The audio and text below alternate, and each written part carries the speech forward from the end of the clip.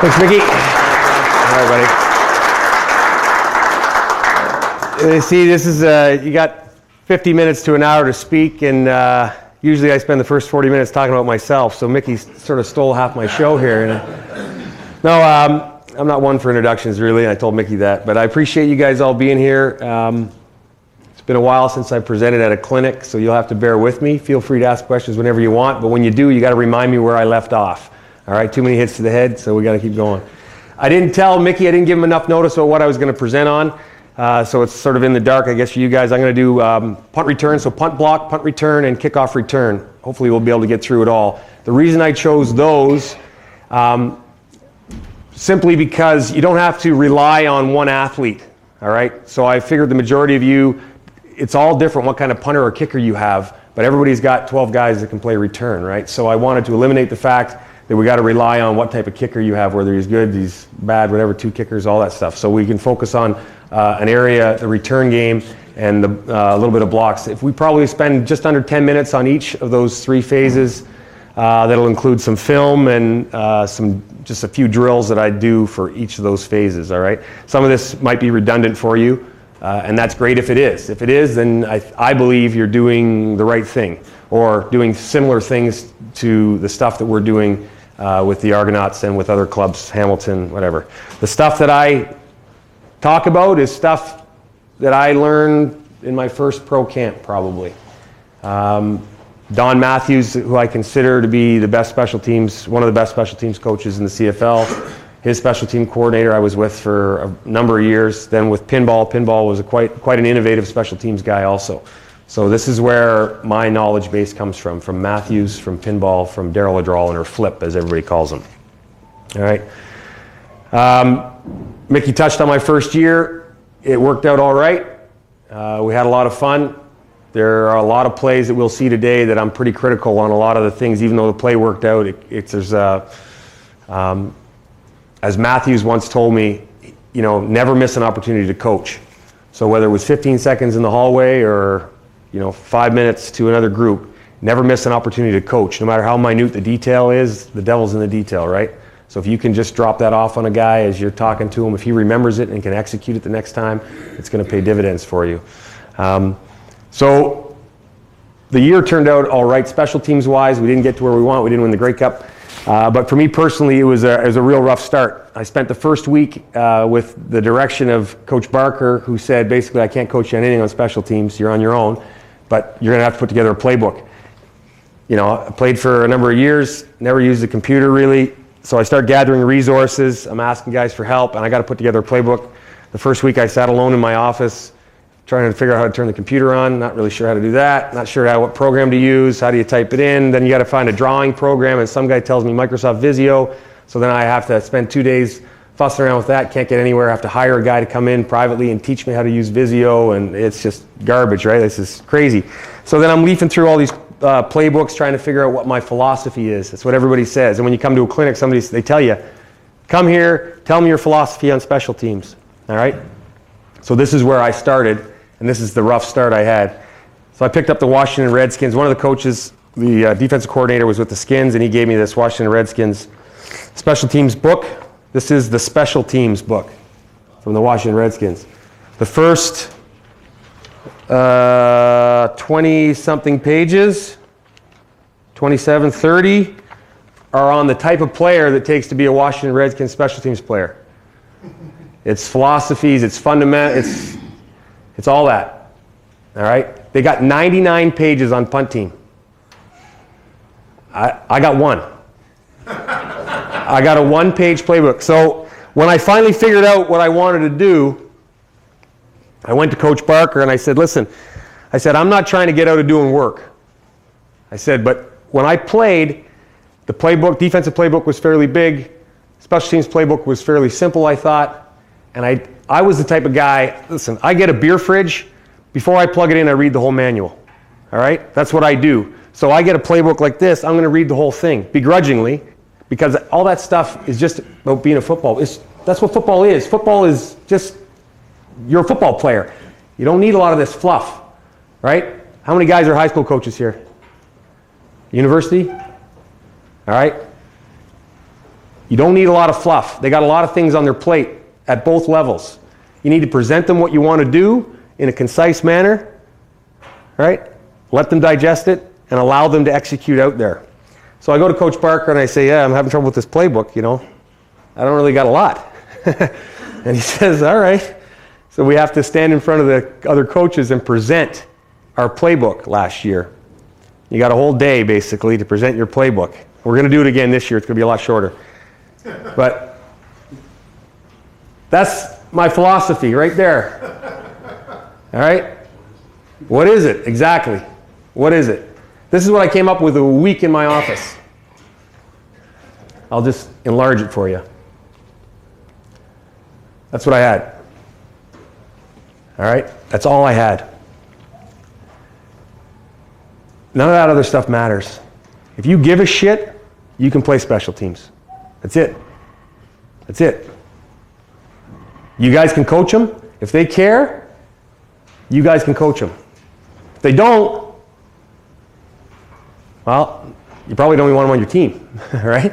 Because special teams is more than a third of the game, I think, because of yardage. You've heard all the analogies, right? Biggest plays, largest amount of yards, you know, how many interceptions in a game. They're rare, but there's 8 punts or 9 punts covering more yardage. Anyway, you've heard it all. You've heard all the stats.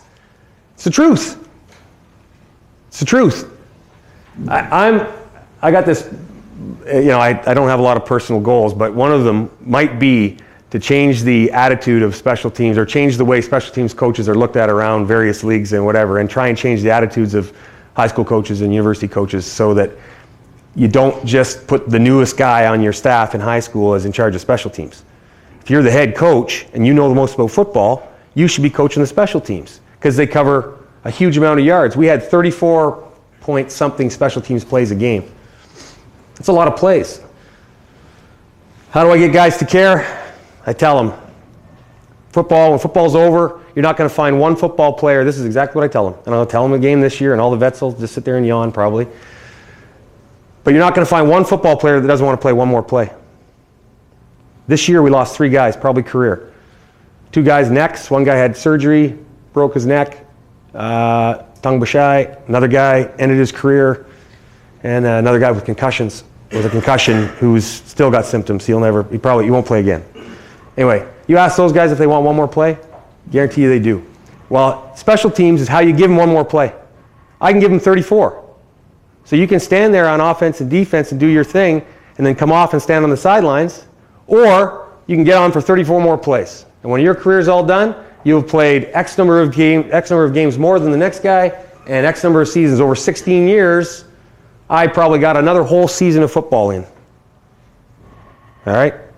Loved every minute of it. And I still want to play one more play. All right? That's how I get guys to care. So, what makes the Argo special team successful? The original slide said, what makes us good? I'm not a big fluff guy, but then the guy said, well, you might want to change it. Blah, blah, blah. This isn't a big assumption that you assume that we are good, right? This is the assumption that we are actually a decent special teams unit. But what makes us good? Get guys to care. You know, that's the number one reason. But anyway, let's try and address that right there. That guy makes us good. Any questions? Okay, see you later. No. Chad Owens, Special Teams Player of the Year. Hell yeah, he makes us good. Okay, so what else you got to do to get that guy return yards? Okay? Green light. Coach Barker prioritizes special teams.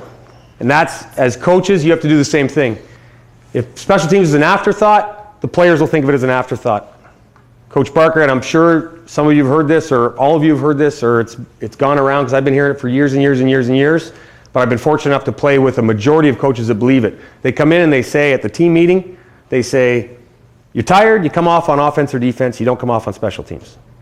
Everybody's nodding their head, they've all heard it. How many actually do it? It's tough. You got your star player, he needs a blow, and you're like, oh, God, he's got to go down on kickoff. You know, I need him on the field for my stuff. Right? You don't want to do it, but Coach Barker believes it. And when you get a guy who firmly believes it, who prioritizes special teams, the players start to believe it, right? They buy into that. So also with the green light, You saw if anybody saw some of the stuff we did this year, I'd go to present to Coach Parker an idea we had as a group, not just me, players, whatever, as a group collectively, as special teams, what we thought we could get on guys. Go and present it to Coach Parker. Yep, go ahead. Let's do it. All right. So he gives us the green light. He knows the consequences. You can execute poorly on offense or defense and special teams. You can throw a pass to a guy on offense and he can drop it. Well, in special teams, you throw a pass to a guy, it's third down, there's a little more consequences, but it's just execution. You show trust in your players, you believe in them, show them that you're going to actually call the fake after you practiced it for 9 weeks in a row and never called it. Season's over. I've done that before. I've been on a team before we practiced the same fake for 18 weeks, never called a fake.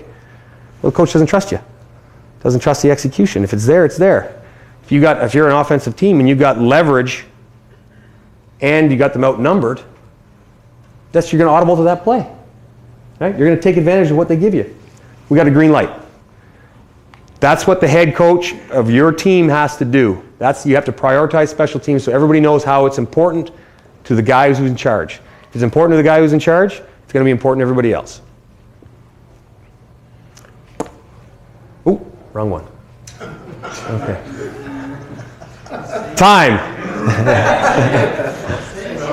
Same hourglass figure, yeah. I get the question from other guys in the CFL. We compare notes, and I'm fortunate. Coach Parker prioritizes special teams. He gives us the green light, but he backs it up. I get 70 minutes of practice time a week, and I get, I don't know, just under 3 hours of meeting time a week. And if I'm running late, he comes in and says, you need 5 more minutes? I say yes, and then we move back. Now, you can't do that too many times, right? The other guys start getting pissed off. But if I need a couple more minutes on the practice field, we do it. In times where I can give him a few minutes, I give him the minutes back. I got my stopwatch all the time, and I give him the minutes back. But if you dedicate a little bit of time, a little bit more time than your opponents, I think Winnipeg's average time on the field in the special teams is 50 minutes, and their meeting time is just under an hour less than mine. So that 20 minutes and that, say, 40 more minutes of meeting time pays huge dividends. So whatever you need to do, I could be wrong in my thinking. Like I said, I like special teams a lot. You practice your zone play. Everybody's got a zone play. You run the zone play. You practice it all week. You run it 15 times a game. You practice it whatever, blah, blah, blah. The zone is the zone is the zone, and the guys get it. After a while, they get it. Every special team play is very unique. It's different every time. You need to practice technique on special teams because they need the technique for the fundamentals to actually execute their assignment on special teams. All right? You can run zone 15 times in practice, and you might run it 5 times in a game or whatever you run it in a game. That's 30 reps. Let's say you run it 15 times a game. That's 30 reps. If you only rep your punt return twice, what are the results going to be? So you need to find a way to dedicate a little bit more time to big plays that have the potential to tip the game in your favor. I'm fortunate enough, like I said, I got a coach who prioritizes special teams, gives us the green light, and gives me the time to do it.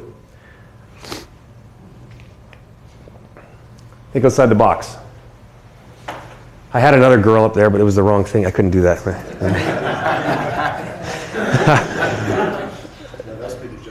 Yeah, that's right.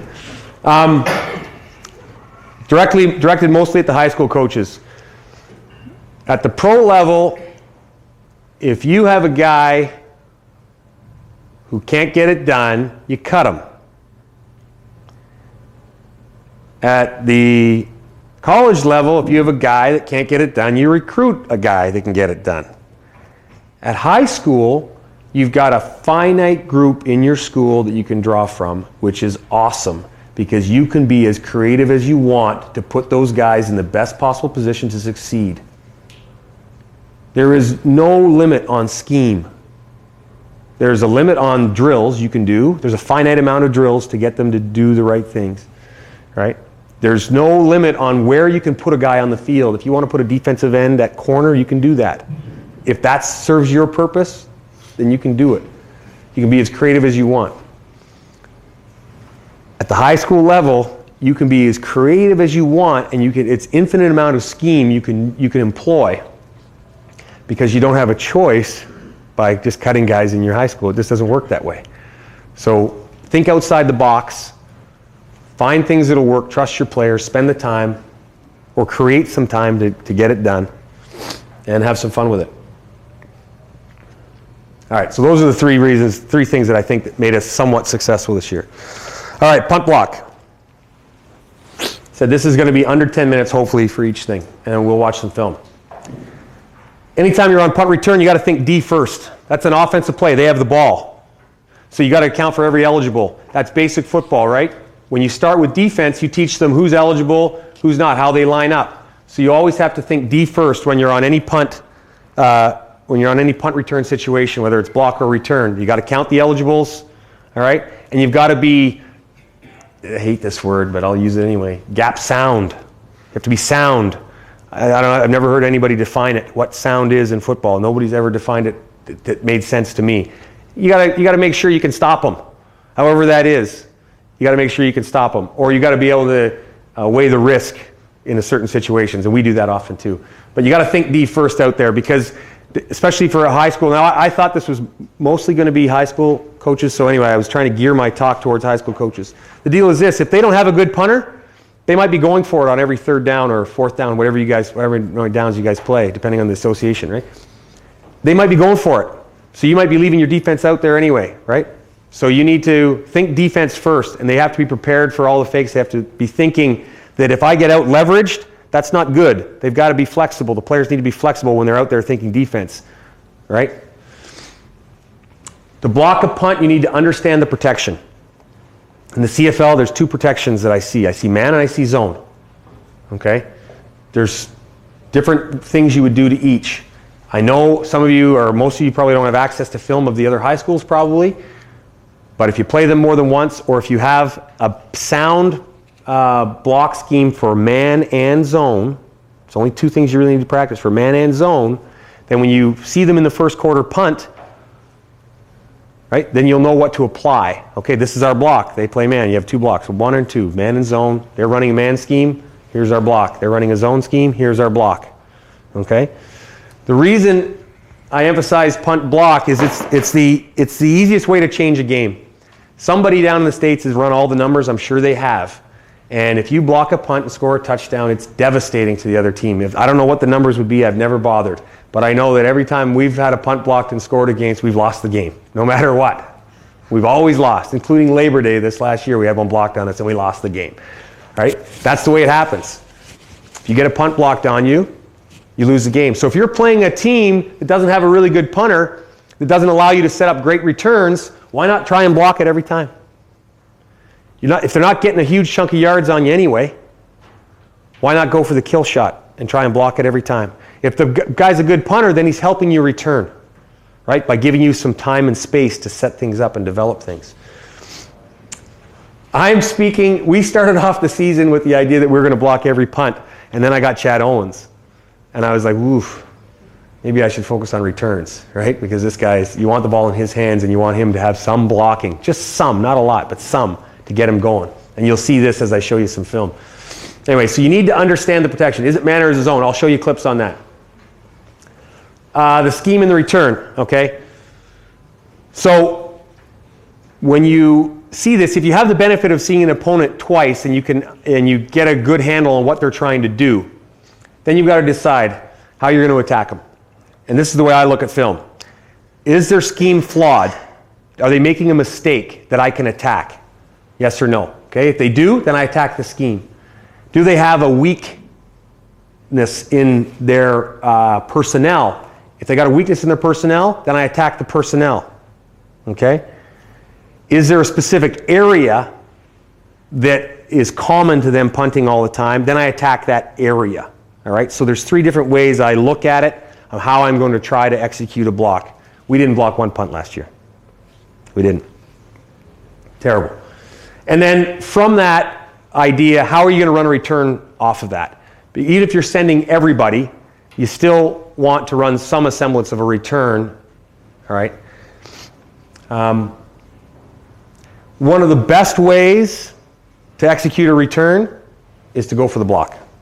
Because if I'm playing a man punt protection scheme and you're rushing hard to block the punt, I've got to stay with you until I know you didn't block the punt. Now I'm 3 or 4 yards back in the backfield. You're mauling me now, and that allows me to return. The worst way to run a punt return is to get at the line and to stand up and try and get the guy, because then he gets a free release, runs by you, and you clip him downfield. Okay? So the harder you rush, the better your returns are going to be. Okay? The harder you rush, the better your returns are going to be.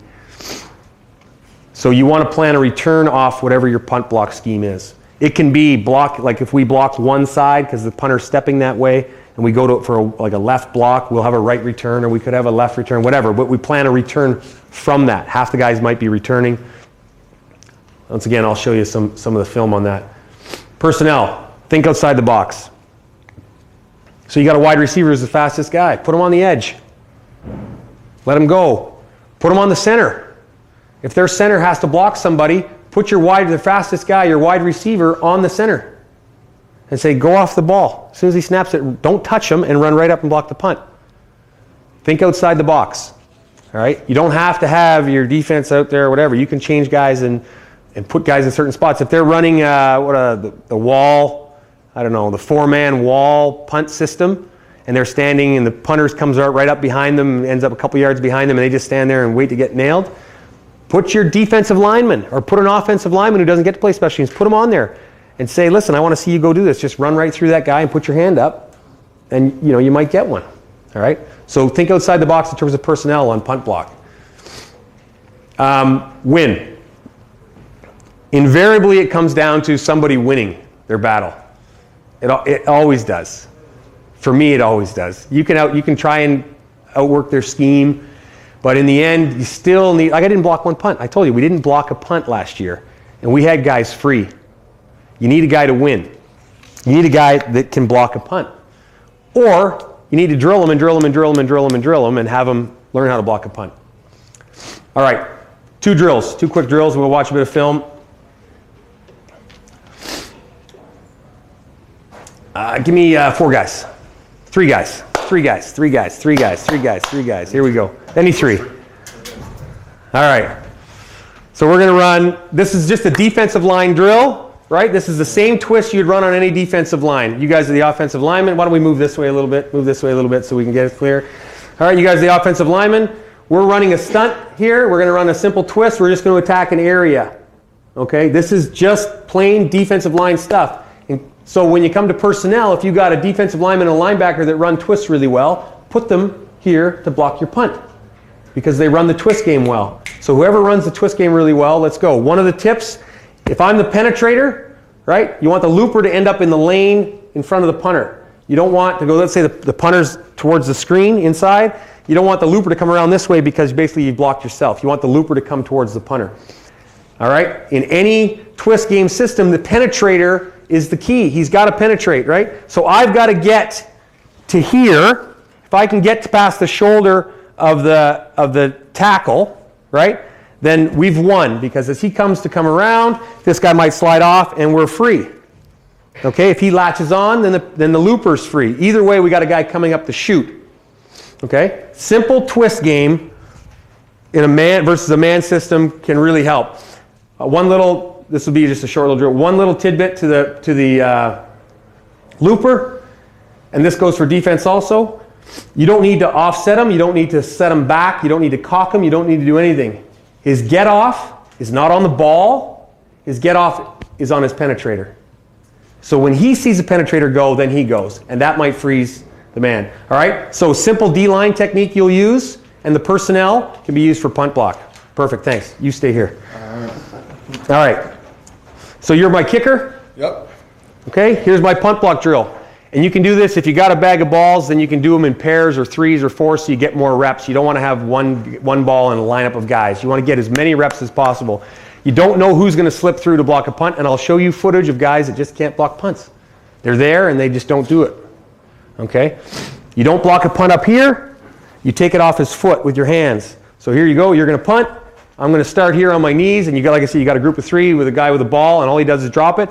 Run there. Run there. Run there. Run there. And he drops the ball and he actually kicks it, and he just feels it going off his hands, because a lot of times you get guys that come up and they do this, or they do this, and they close their eyes. They have to look at the ball, and you as a coach can stand there behind and watch him close his eyes every time he does that, or turn his head. And you want him to stare right at the ball. He's got a mask on. If he takes one off the face or a shoe off the face, he'll learn that it doesn't hurt.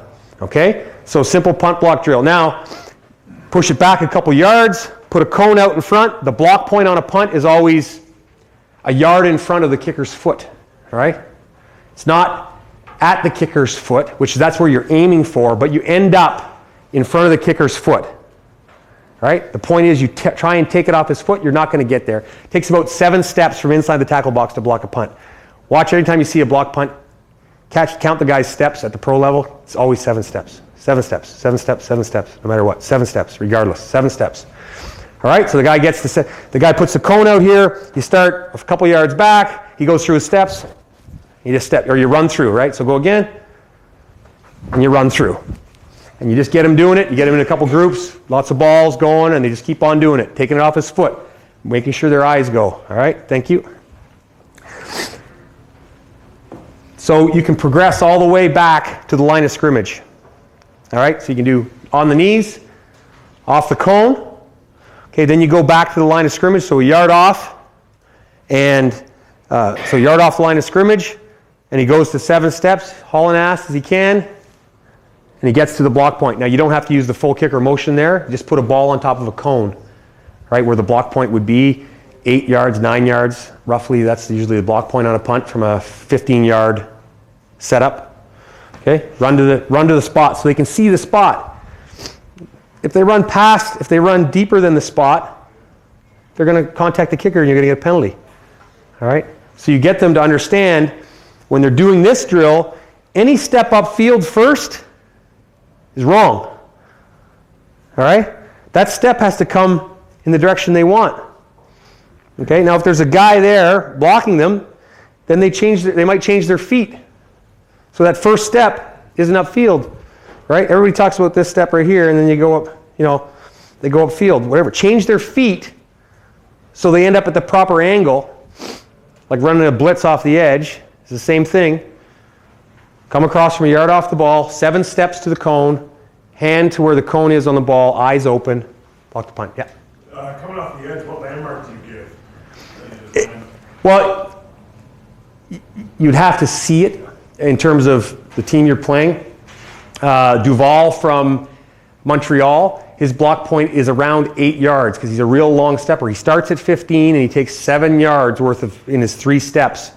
Prefontaine can punt in 1 step. So his block point is probably 11. Do you cockeye the rush man to the point? Or you try to work? Yeah, you try. If you know you got a free rusher based on their system, right? You understand their protection. So you've designed it so that you have a free rusher. All right? Then you would tell that guy, all right, if I'm sending an edge guy, lots of schemes in our league leave the edge guy free, understanding that he's not going to get there because of the directional punting.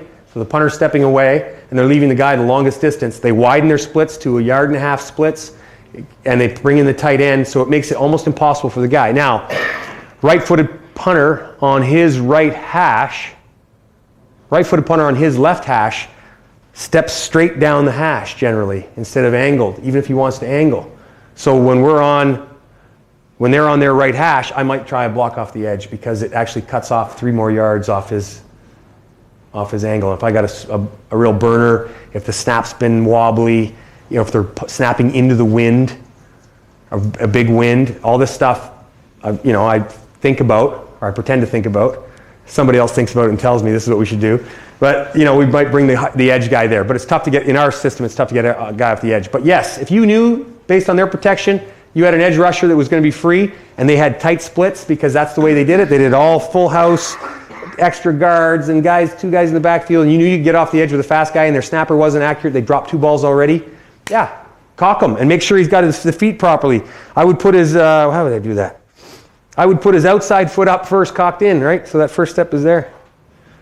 If you do it the other way, same thing the other way, I guess, as long as he's cocked. But you don't want him to do this. You don't want him to step upfield first and then turn. Guys miss a lot of block punts because they take that first false step, especially if there's a tackle over top of them or a tight end. But if you understand the protection, you know the tight end's going down, you tell the guy to run through the ghost. Oh, I know he's there, but trust me, he's going to leave.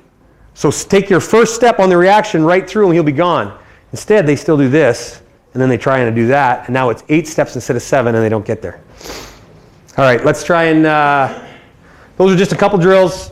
I'm sure you've all seen them before. Hopefully some of you get something out of it. I'm going to sit, we'll talk about this. All right. Okay, I got time here. Here we go. Just a pet peeve.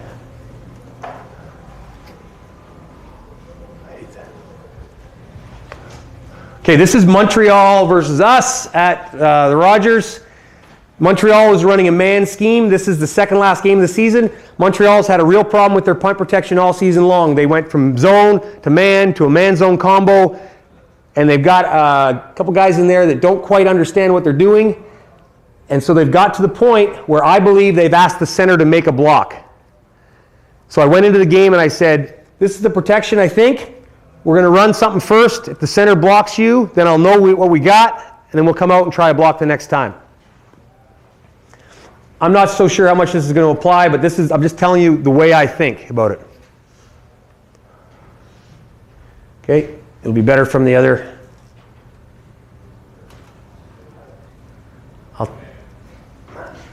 What happens when I get into film is I start talking about other things too, like that return that just happened, and I get off track. But anyway, here's their system. They're supposed to, if there's an edge, if this guy's on the edge or wherever he lines up in here, they're supposed to leave the end man on line of scrimmage come free. They're going to directionally punt this way. Okay, so this guy's got a long run. So if this guy shows up anywhere in here, they're supposed to go down, down, down and leave this guy free. 80's on 40. He's heads up that man, heads up that man. 8 would be on 10, and 21 should come over and help the center. Okay? So we run this play. I told our man on the center to go attack the center to see if he blocks him. Like, Rush, just take a step and see what he does. Come and tell me on the sideline what he's going to do. Okay? He goes to block him. Right? He helps out. Willie Pyle, who's a good leader, comes and tells me, yeah, 8 stayed with me. 80 came out to here. This guy gives me, oh yeah, 21 stayed on here. I asked Bradwell, who was the leading receiver in the country for Mac several years ago, who's turned out to be a great special teams player for me, just because I asked him to. Nobody else had ever asked him to play special teams. And I told him, yeah, you can do it for me. I trust you. And he's out there and he's doing great. Anyway, Bradwell comes out and says, yeah, 30 stayed on me. So their system is screwed up.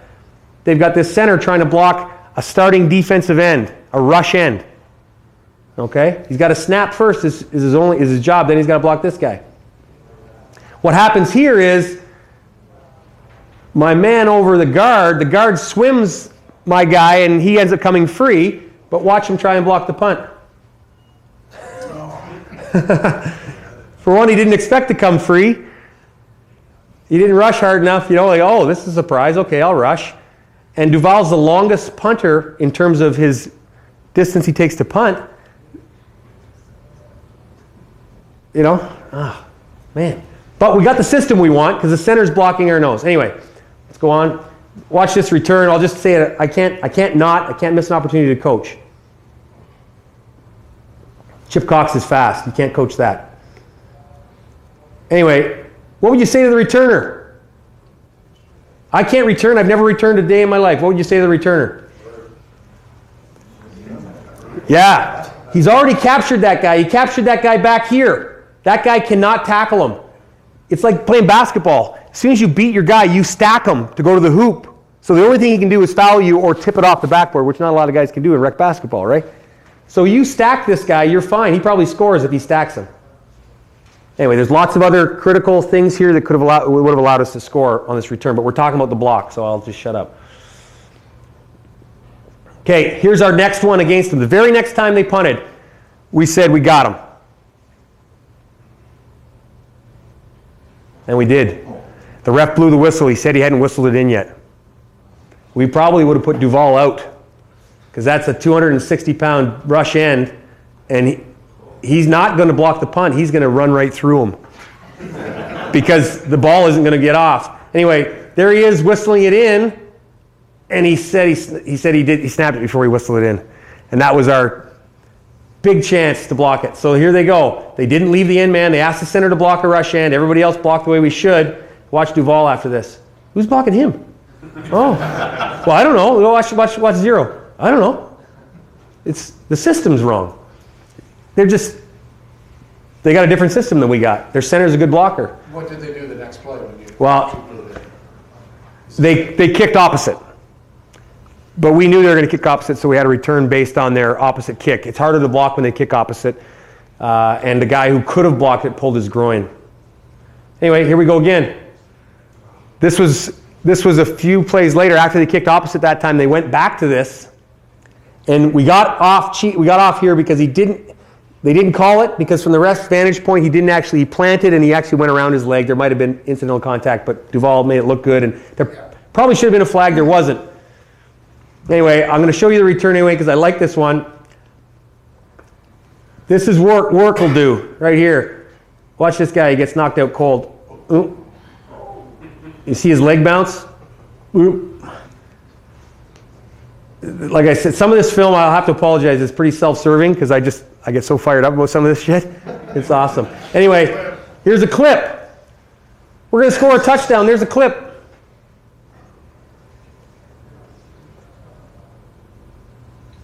All right, so here's our punt block system. We're messing around. They went to the sideline and they said they're getting guys up the gut free. So they played man here and they played zone here, but there's no one to block. So our free guy who understands the system is late.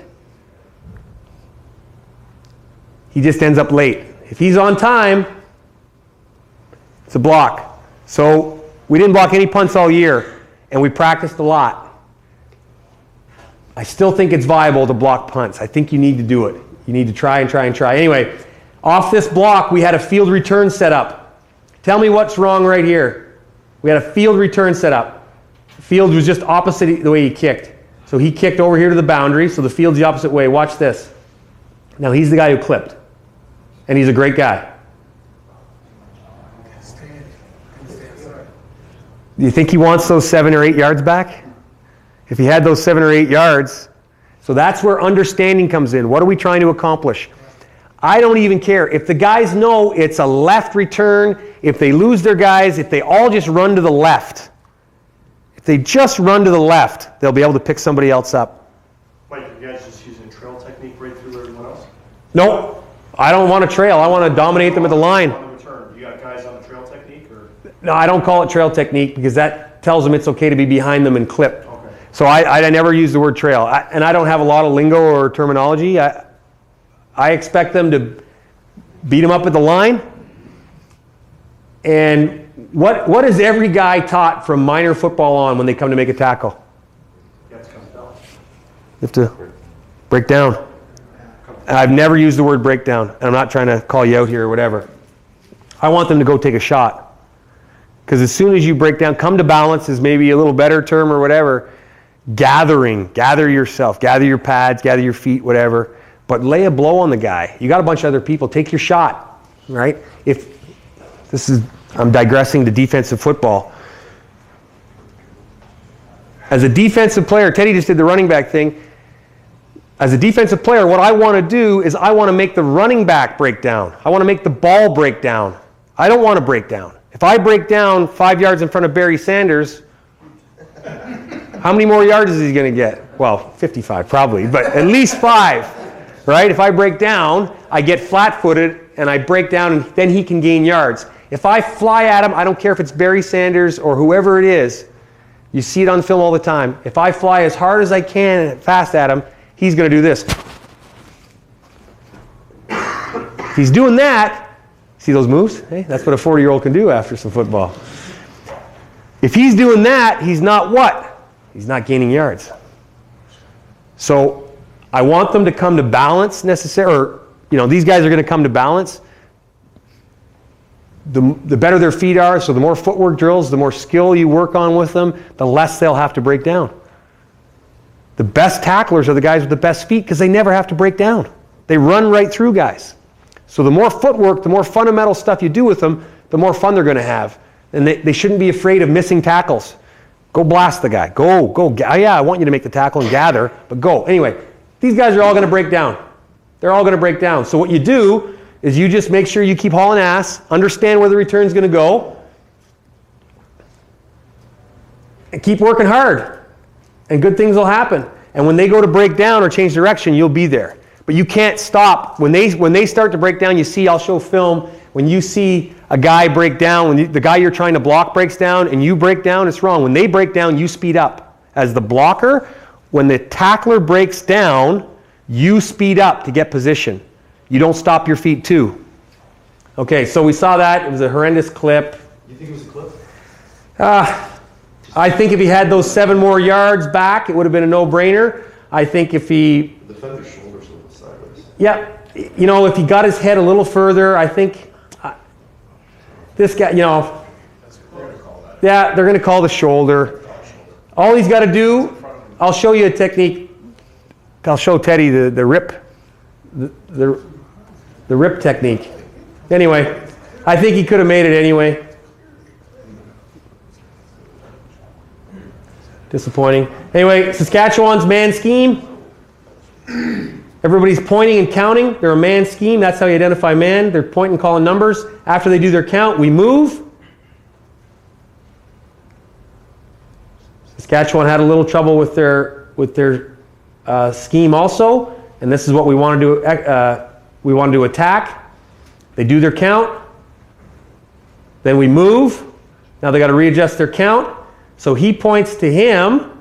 Now the problem is, once that guard calls number 10, what should 5 think? He's free. That's what he should think. But he's going to get he should get a down block by this guy, but he's got good leverage, and this guy should be coming. This guy is coming down, and they leave the end man free. Here's what happens. He's free. The guard trips him. Great play by the guard. But watch the tackle. This is a 7 or 8 year vet. And they end up with 2-on-1. Here's where I take my chance. I've got this guy playing both eligibles. All right? Don't do it often. I do it once maybe. They got to catch me in it. I do it once. That's it. Just to see if we can get it. Now 21's late also, but it wouldn't have mattered. He would have been accounted for. Because he's late, he gets accounted for by the center. Oh, sorry, he wouldn't have been accounted for. That's his guy who's supposed to track him. So if he's on time, he would have come clean there too. Now he would have been in some wash. But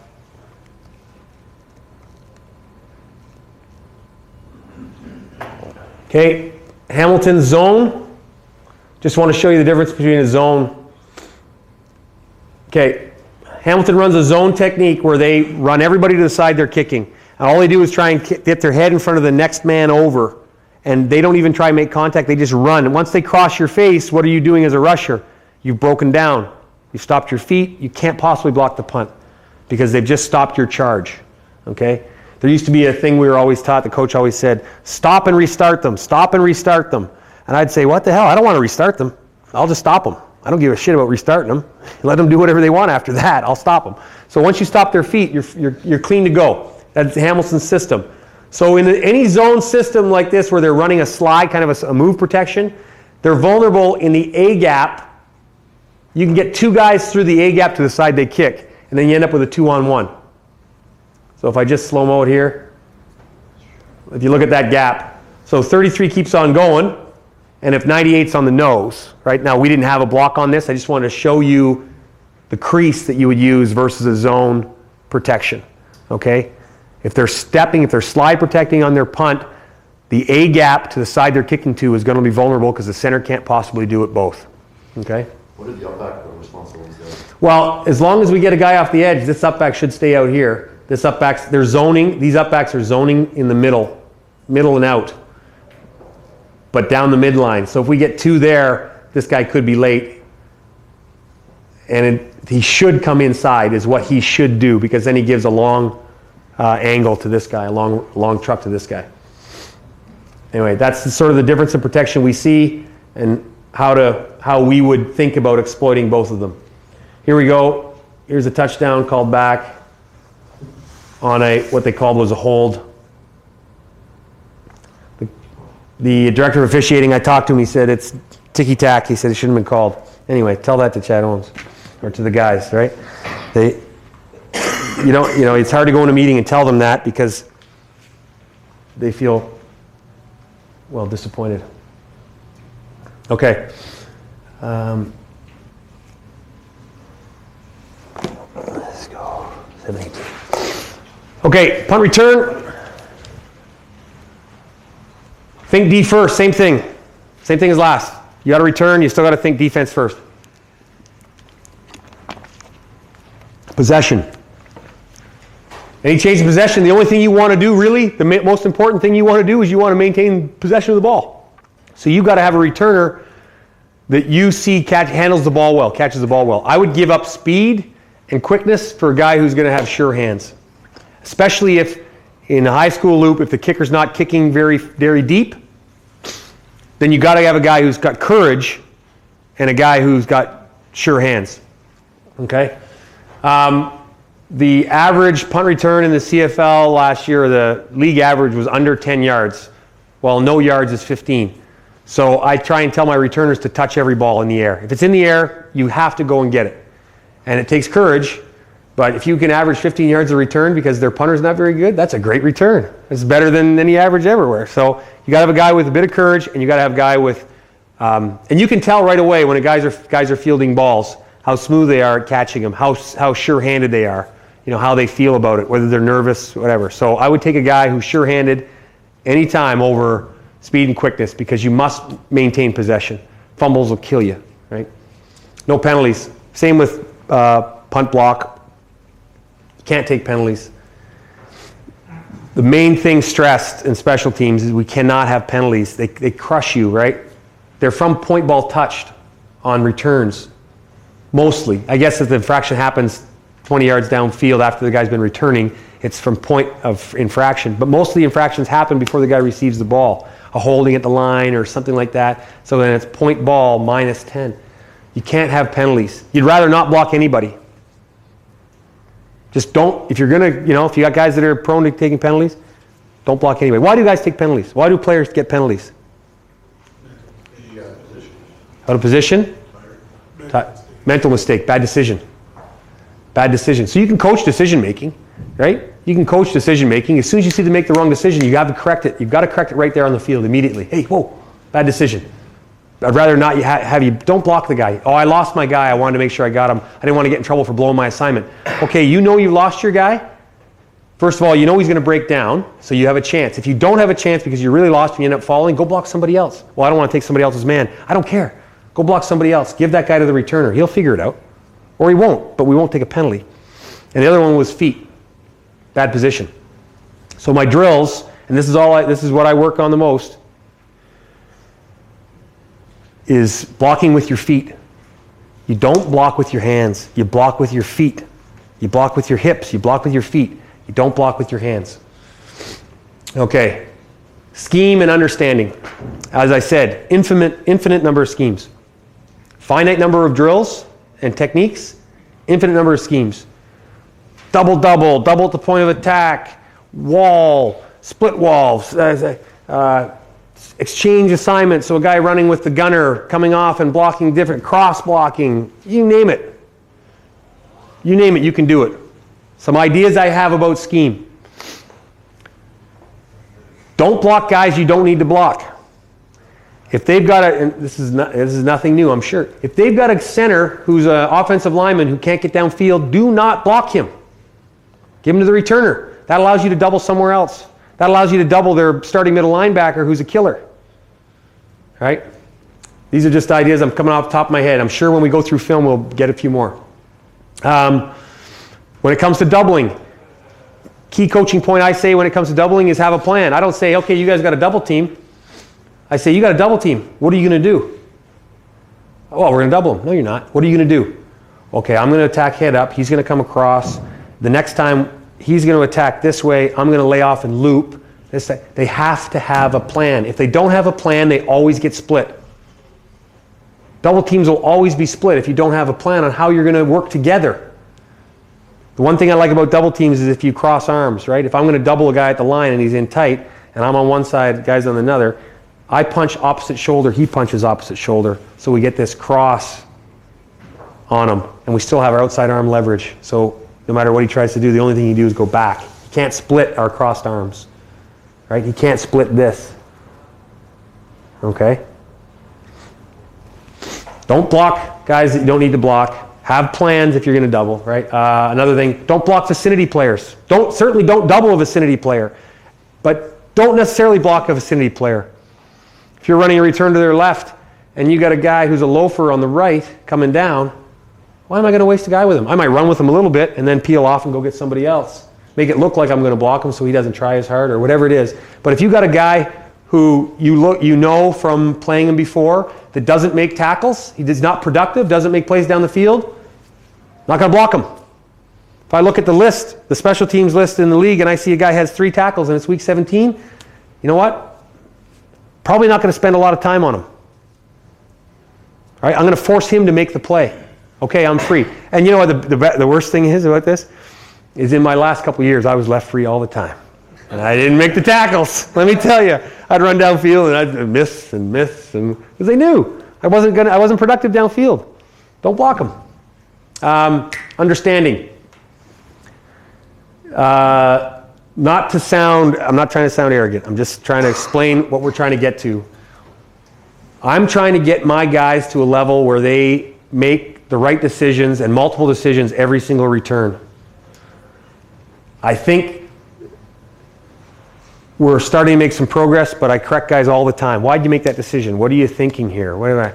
I get guys where it's a left sideline return and they stop their feet on the hash and they lose their guy. And I'm like, God, run by him and stand on the sideline because it's coming right off your ass, and then find him.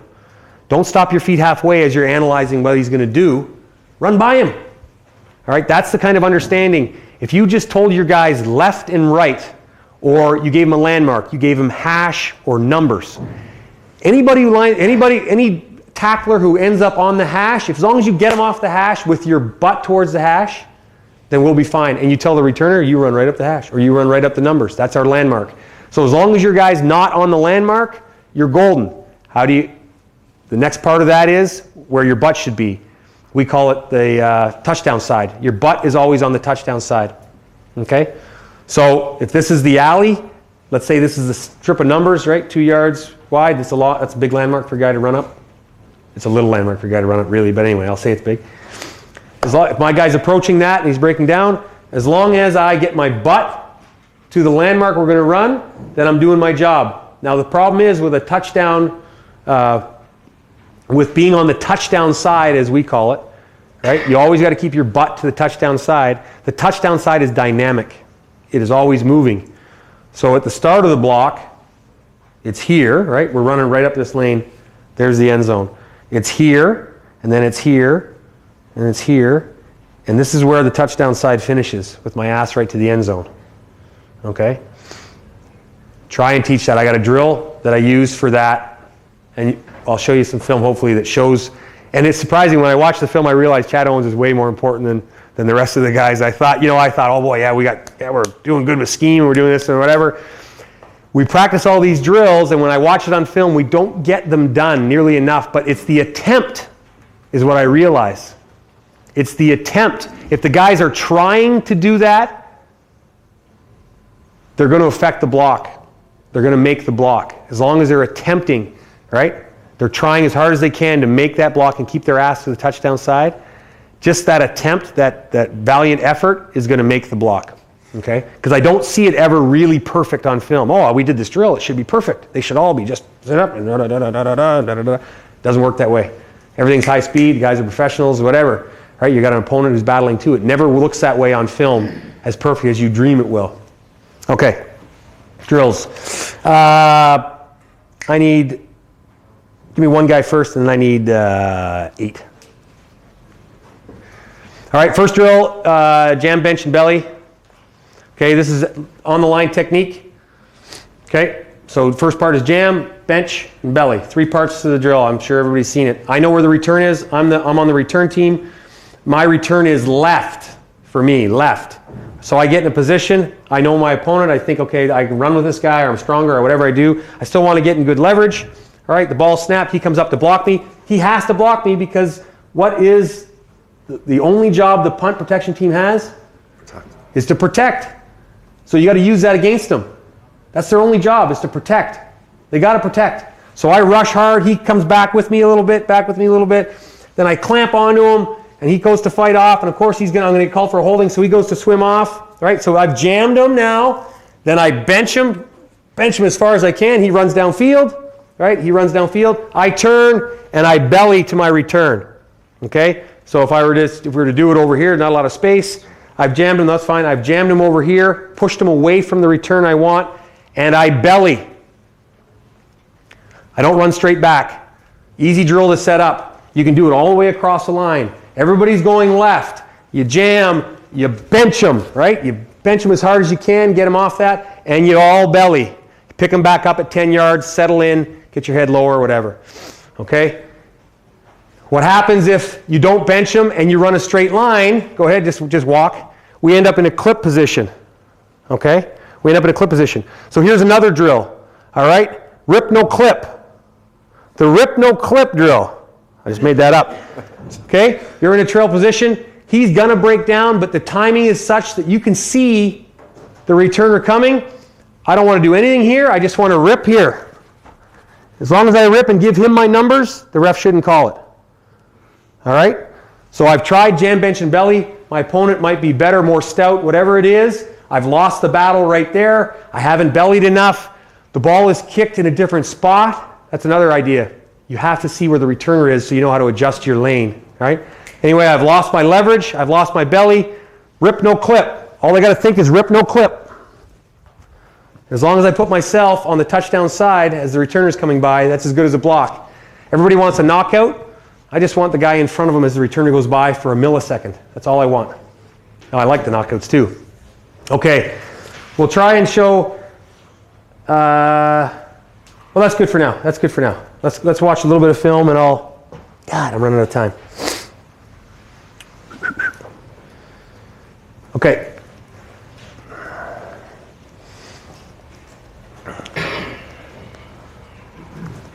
Same clip as the last one.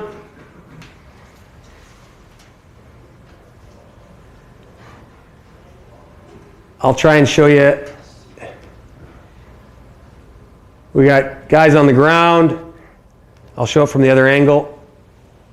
Old backside is picked up. Here we go. Watch right here. Unblocked. Center, 250-pound fullback. Okay? Unblocked for a reason. That's we don't block them in this particular return on this particular game. We didn't block them. Okay? We got a penalty here, which was ticky-tack. We got a guy getting a good ear hole here. We got a nice shoulder block right here. And this guy, if you watch, he should be working his ass back up the other way. Still, he stays hanging on. That's dangerous right there, him hanging on like that. We got the punter on his butt. We got guys here working proper angles. See how they're getting in the angles and they're trying to work. Now he's engaged. Now he's got to work his butt back up. This guy falls off. So it's not always perfect. And he knows the drill, but it's not always perfect. He'd be upset if this guy made the tackle, wouldn't he? Because all he had to do was finish with his ass to the goal line. He didn't have to try and knock the guy out. He knows the return's way over here.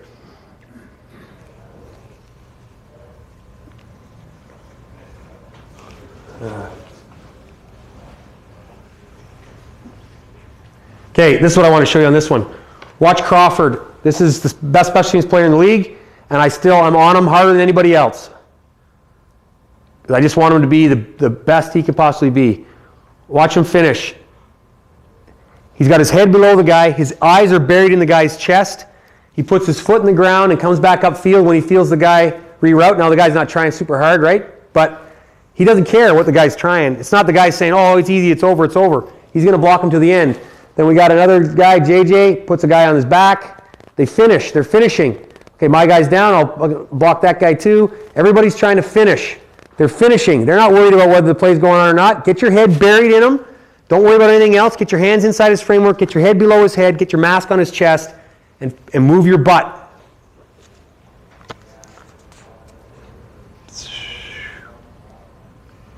Coaching point on this. I want my returner to catch every ball in the air, but at this point in the juncture, we're expecting to give up a single. We just get a bad bounce. He doesn't know how it's going to bounce. He assumes it's going to go into the end zone and we're going to give up a single. So nothing we can do about that. It's too bad. They got a penalty anyway, but.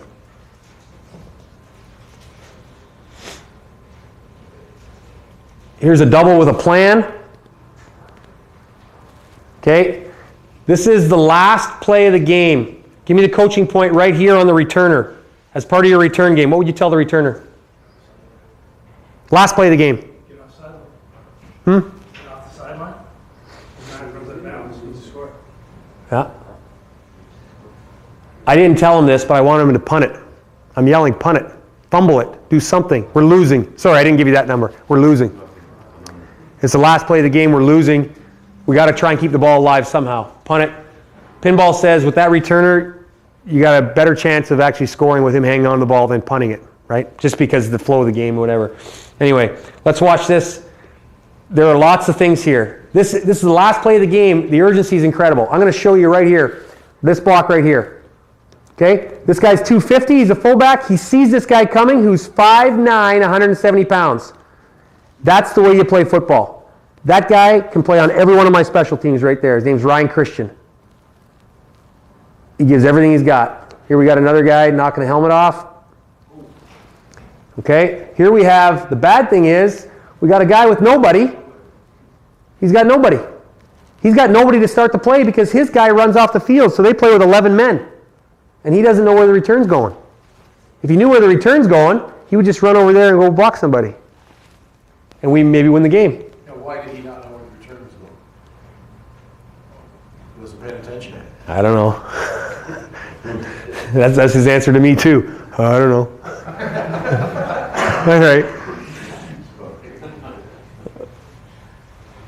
Okay, so Ryan Christian's job here, and this put him in a bad spot. He's got this guy. This guy was what I call a helmet fixer. He's running down the field. He's fixing his helmet. Right? So he's got him here, but he's got a guy that we've left unblocked. So he's going to say, I think this guy's going to make the tackle. Probably a good decision. Right? Probably a good decision, but a great shot nonetheless. And we got guys on the ground all over. Guys are working hard. Guys are finishing. But if they just would finish on the high side, if we block this guy, everything, there's a touchdown in every play in my books, right? But if you block this guy, you don't necessarily have to kick this guy out to have a successful return. You can block the inside of the lane too. You can block the inside of the lane from getting there.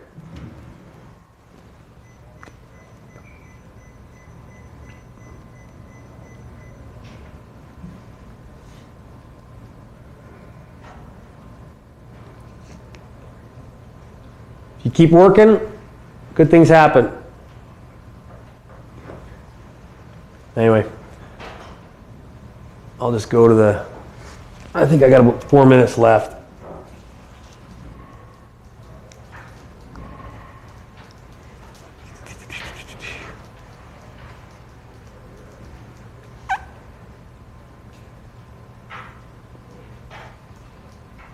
Okay, finish on the touchdown side. He said this is a good return for us. But in the film room I say great job. Now let's get better. Right here. If he just finishes the block with his ass on the other side, that's who makes the tackle. And he's already passed him 20 yards earlier.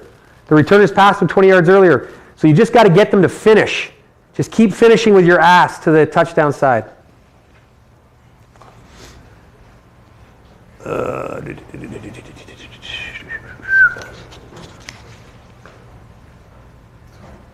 Okay, I want to go over a just quickly the KOR. I know I'm gonna run over probably.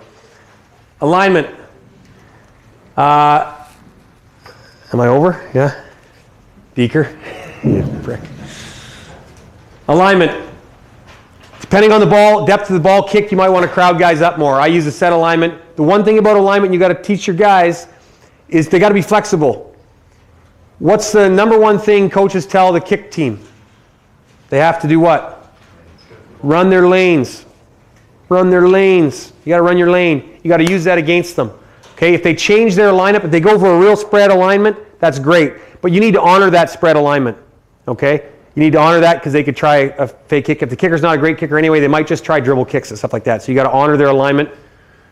Possession, same thing. No penalties, same thing. Scheme and understanding.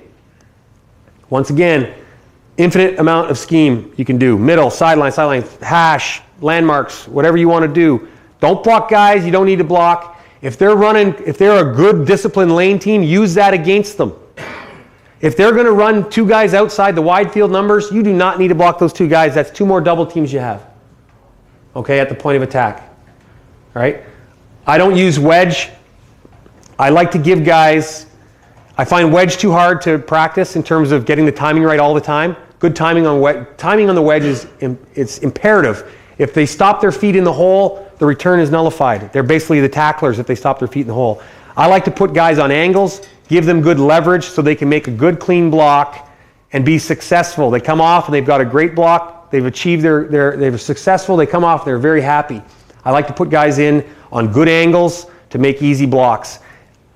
It's very tough, even at the pro level, to find a guy who loves running head-to-head with a guy who's running 40 yards at him.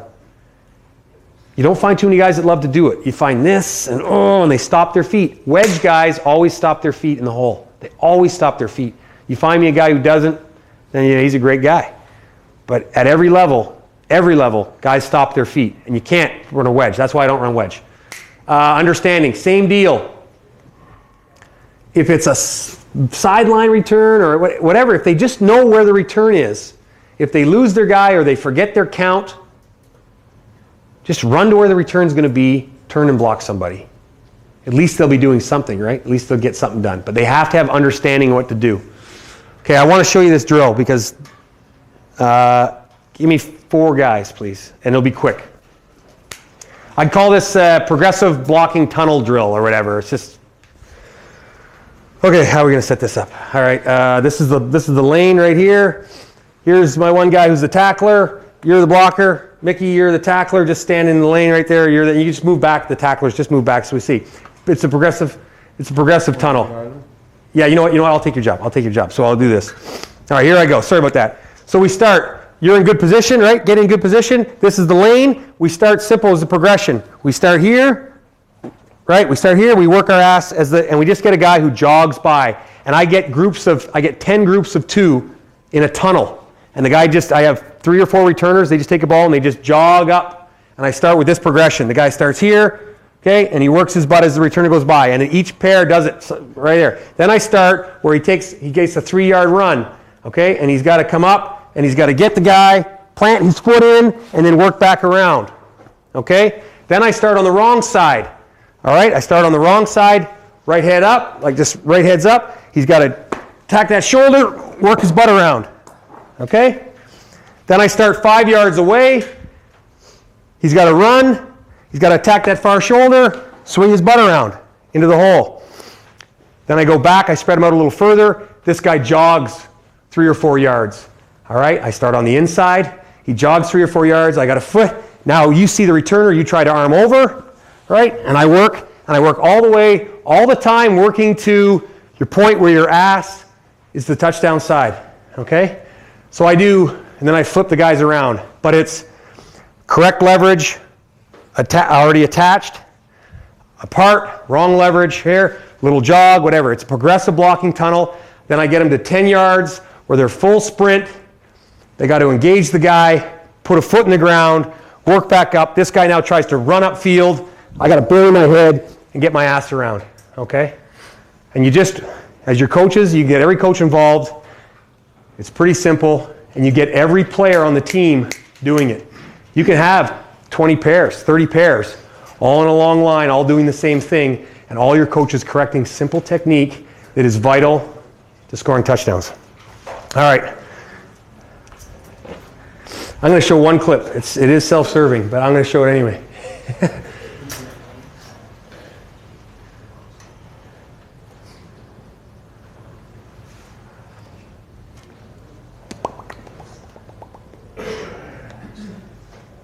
I'm going to show. Okay, I'm going to show 2 clips. This is a 110-yard return by Ryan Christian, that guy who blocked the 250-pounder and leveled him out. It doesn't have to be perfect. This guy doesn't know where the return is. He's running the wrong way. I got 2 guys on this return running completely the wrong way. Not understand. They got switched up on their sides where they lined up. So they actually started on the wrong side and then ran the wrong way. So good things can still happen because you got a majority of guys doing the right things, and plus you don't have to block everybody because some guys, namely these 2 guys out here, don't need to be blocked because we're running away from them. So it doesn't matter if one guy runs the wrong way because we'll have enough guys to make up for mistakes anyway.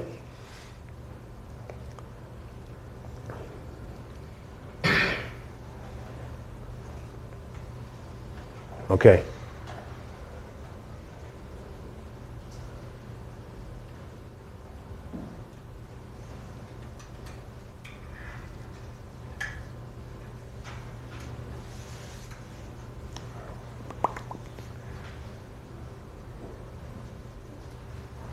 Here's a good example of finishing. Right here. This is Mike Bradwell, like I said, leading receiver in the CIS. And all he's doing is shielding. He's not killing anybody. He's just putting his ass to where the return is. That's all he's doing. He's not punishing anybody. This guy's got to try and finish on the high side. He's got to try and finish on the high side. Right? You don't have to kill people. You got to get to a spot and put your ass to the touchdown side. Okay, this is what I want to show you. Just watch this guy.